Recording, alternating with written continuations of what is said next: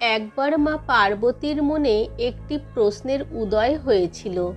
তিনি তখন ভগবান শঙ্করকে বললেন, আমার মনে এখন একটি প্রশ্ন জেগেছে, যার উত্তর জানার জন্য আমার মনে চঞ্চলতা অনুভব করছি। আপনি দয়া করে আমার এই একটি প্রশ্নের উত্তর দিন। আমি এই প্রশ্নগুলি ভেবে খুবই বিচলিত হচ্ছি। তখন ভগবান শিব বললেন, পার্বতী, আপনার মনে যা প্রশ্ন আছে আমাকে জিজ্ঞাসা করুন, আমি আপনার এই সব প্রশ্নের উত্তর দেব। তখন মাতা পার্বতী ভোলানাথকে বললেন, হে প্রভু, আমার প্রশ্ন হলো, সংসারের সব থেকে বড় দান কি? ভোলানাথ বললেন, হে পার্বতী, মন দিয়ে শুনুন। এই প্রশ্নের উত্তর দেওয়ার জন্য আমি আপনাকে একটি কাহিনী শোনাচ্ছি। এক রাজা ভগবানের একটি সুন্দর মন্দির তৈরি করেছিলেন, আর এক পুরোহিতকে ওই মন্দিরে পূজা করার জন্য রাখলেন। অনেক দিন এইভাবে কেটে যায়। এখন ওই রাজার বয়স হয়েছে এবং ওই পুরোহিতেরও বয়স হয়েছে, কিন্তু রাজার একটি নিয়ম ছিল। তিনি প্রতিদিন সকালে নিজের সৈন্যদের হাতে একটি ফুলের মালা মন্দিরে পাঠাতেন, আর ওই মালাটি পুরোহিত ভগবান শ্রীকৃষ্ণকে দিতেন। এরপর রাজা যখন মন্দিরে শ্রীকৃষ্ণ দর্শন করতে আসতেন, পুরোহিত শ্রীকৃষ্ণের গলা থেকে মালাটি খুলে নিয়ে রাজাকে পরিয়ে দিতেন। এটা প্রায় প্রতিদিনেরই ঘটনা ছিল। পুরোহিতের বয়স বাড়ল এবং রাজারও বয়স বাড়ল। এরপর একদিন রাজা অসুস্থ হয়ে পড়লেন। তিনি তার সৈন্যদের হাত দিয়ে মালা মন্দিরে পাঠিয়ে দিলেন। সৈন্যরা পুরোহিতকে গিয়ে বললেন, রাজা বলেছেন তিনি খুবই অসুস্থ, তাই আজকে তিনি আসতে পারবেন না। আপনি আজ রাজার জন্য অপেক্ষা করবেন না। এরপর পুরোহিত সৈন্যদের হাত থেকে মালাটি নিয়ে ভগবান শ্রীকৃষ্ণের গলায় পরিয়ে দিলেন। পুরোহিত ভাবলেন, এত বছর কেটে গেল, আমি প্রতিদিন ভগবান শ্রীকৃষ্ণের গলা থেকে মালা নিয়ে রাজাকে পরাতাম, কিন্তু আজ পর্যন্ত ওই মালা আমি নিজে কখনো পরিনি। হতে পারে এটাই প্রভুর ইচ্ছা, আজ আমি প্রভুর মালা নিজে পরতে পারবো। ভগবান শিব বললেন, হে পার্বতী, এটা তো পরম্পরা ছিল। প্রতিদিন প্রভুর গলা থেকে মালা নিয়ে রাজাকে পরানো হতো। সেই মালা আজ পুরোহিত নিজের গলায় পরে নিল। কিন্তু এরই মধ্যে সৈন্য দৌড়ে এলেন আর বললেন, রাজার নিজের বাড়িতে মন বসছে না, তাই উনি মন্দিরের দিকে আসছেন। রাজার মনে হলো এত বছরের পরম্পরা যেন ভেঙে না যায়, তাই উনি মন্দিরের দিকে আসছেন। যখন পুরোহিত কথাটা শুনলেন, তখন তিনি খুব ভয় পেয়ে গেলেন এবং নিজের গলা থেকে মালা খুলে আবার ভগবানের গলায় পরিয়ে দিলেন। তিনি ঘাবড়ে গিয়ে বুঝতেই পারলেন না উনি ভুল করেছিলেন না ঠিক। পুরোহিতের মনে হলো, যদি রাজা জানতে পেরে যান যে ওই মালা তিনি তার নিজের গলায় পরিয়ে নিয়েছিলেন, তাহলে রাজা ওনাকে দণ্ড দেবেন। তাই নিজের গলা থেকে মালা খুলে ভগবানকে পরিয়ে দিলেন।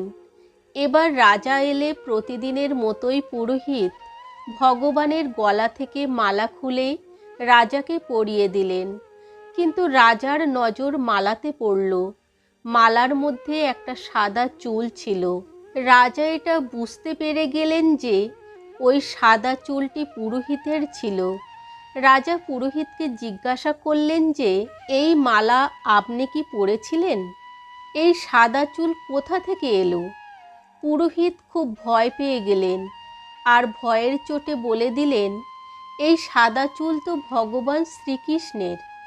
ভগবানের চুল? রাজা রেগে গেলেন আর ভাবলেন, পুরোহিত আমার সঙ্গে প্রতারণা করছে এবং মিথ্যা কথা বলছে।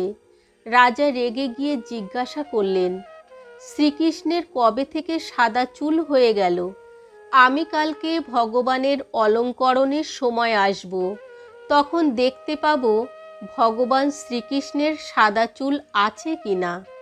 কিন্তু মনে রাখবে পুরোহিত, যদি শ্রীকৃষ্ণের চুল কালো হয় তাহলে ছল কপটতার কারণে কালকেই তোমাকে মৃত্যুদণ্ড দেয়া হবে। পুরোহিত প্রভু শ্রীকৃষ্ণের সামনে দণ্ডবৎ হয়ে শুয়ে পড়লেন আর বললেন, হে প্রভু, আমাকে ক্ষমা করে দিন, আমি লোভে পড়ে গিয়েছিলাম। এরপর রাজা রেগে ওখান থেকে চলে গেলেন। এখানে পুরোহিত নিজের মৃত্যু দেখতেই পাচ্ছিলেন। আমার মনে হয়েছিল এই মালা আমাকে পরা উচিত। আমাকে বাঁচিয়ে নিন প্রভু, না হলে রাজার হাতে আমার মৃত্যু নির্ধারিত। পুরোহিত সারা রাত ভগবানের কাছে মিনতি করতে লাগলেন, কাঁদতে থাকলেন এবং প্রার্থনা করতে লাগলেন আর বললেন, প্রভু আমাকে বাঁচিয়ে নিন প্রভু। পরের দিন সকালে রাজা অলঙ্করণের সময় মন্দিরে উপস্থিত হলেন। পুরোহিতকে বললেন, আপনি কৃষ্ণের মুকুট দিন, আমি কৃষ্ণের চুল দেখতে চাই। পুরোহিত ভয়ে ভয়ে ঠাকুরের মুকুট খুললেন। যখনই মুকুটটা খুললেন তখনই রাজা অবাক হয়ে গেলেন। শ্রীকৃষ্ণের মূর্তির চুল সাদা ছিল, কিন্তু রাজার মনে হলো এমন তো নয় যে পুরোহিত কোনো ছলনা করেছে। তার মনে প্রশ্ন হলো, পুরোহিত নিজের প্রাণ বাঁচানোর জন্য শ্রীকৃষ্ণের চুল সাদা করে দেয়নি তো? তিনি সত্যতা বিচার করার জন্য ভগবানের মূর্তির চুল ছিঁড়তে লাগলেন। এইভাবে যখন রাজা ভগবানের মূর্তির চুল ছিঁড়তে লাগলো, তখনই ভগবানের মূর্তি থেকে রক্ত বেরিয়ে আসতে লাগলো। রাজা এসব দেখে ভগবানের চরণে পড়ে গেলেন আর ক্ষমা চাইতে লাগলেন। বললেন, ক্ষমা করে দিন ভগবান, আমি অনেক বড় পাপ করে ফেলেছি। আমি সন্দেহবশে অন্ধ হয়ে গিয়েছিলাম। কোনটা সত্য কোনটা ভুল বিচার করার ক্ষমতা হারিয়ে ফেলেছিলাম। তখন মূর্তির ভেতর থেকে আওয়াজ এলো, তুমি আমাকে মূর্তি মনে করো, তাই আজ থেকে আমি তোমার কাছে শুধু মূর্তিই থাকব। কিন্তু এই পুরোহিত এই মূর্তির মধ্যে আমাকে দেখতে পেয়েছেন, তাই আমি পুরোহিতকে বাঁচানোর জন্য নিজের চুলকে সাদা করতে হলো, রক্তের ধারা ঝরাতে হলো, যাতে আমি তোমাকে বোঝাতে পারি। আর এরপর রাজা তার ভুলের জন্য অনুতপ্ত হলেন, কিন্তু এখন কিছু বদলাবার ছিল না। হে পার্বতী, যদি বিশ্বাস করো তো পাথরেও ভগবান দেখতে পাবে, আর যদি অবিশ্বাস করো তো ভগবান স্বয়ং তোমার সামনে এসে দাঁড়ালেও তুমি তার সত্যতা যাচাই করবে। ভগবানের প্রতি কোনো শর্ত ছাড়া বিশ্বাস রাখতে হবে আর নিজের কর্মকে নিরন্তর করে যেতে হবে। ভগবান সবাইকে তার কর্মের ফল অবশ্যই দেন। হে পার্বতী, আপনার প্রশ্নের উত্তর এই যে সংসারের সবথেকে বড় ভক্তি হল ভগবানের প্রতি অটুট বিশ্বাস। ভগবানের প্রতি বিশ্বাস রেখে যে ভক্তি করা হয় সেটাই হলো সবথেকে বড় ভক্তি। ভগবান নিজের ভক্তকে বাঁচানোর জন্য ওই মূর্তি বা পাথর থেকে স্বয়ং প্রকট হয়ে যাবেন। শুধুমাত্র মন পরিষ্কার হওয়া প্রয়োজন, তার মনে অটুট বিশ্বাস থাকা প্রয়োজন। তাহলে বন্ধুরা, কেমন লাগলো মাতা পার্বতীর প্রশ্নের উত্তরে দেবাদিদেব মহাদেবের বলা এই কাহিনীটি? যদি ভালো লাগে তাহলে কমেন্টে লিখুন ওম নমঃ শিবায়।